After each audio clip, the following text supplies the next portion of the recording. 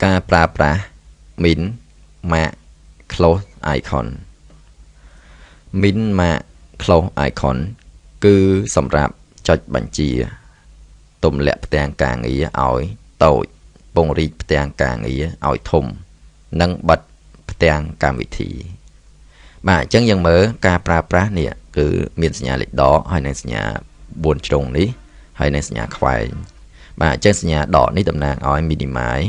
បាទសញ្ញា4ជ្រុងនេះគឺតំណាងឲ្យ maximize ហើយនិងសញ្ញាខ្វែងនេះគឺតំណាងឲ្យ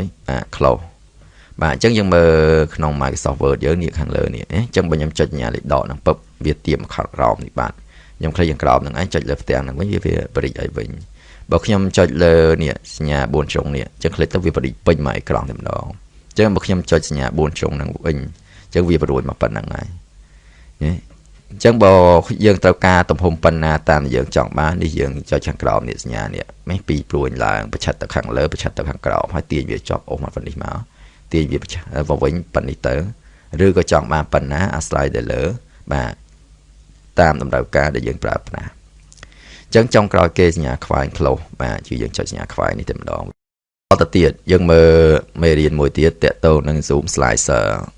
គឺជាផ្ទាំងសម្រាប់បញ្ជានៃកំហើញធំឬតូចបាទអញ្ចឹងមើលក្នុងនេះគឺយើងមើលกระดาษយើងឃើញធំណាអញ្ចឹងការបង្ហាញកំហើញហ្នឹងគឺ 95% អ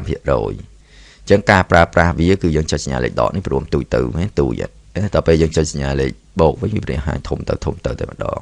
អញ្ចឹងបង្ហាញរហូតដល់ប្រហែល 180%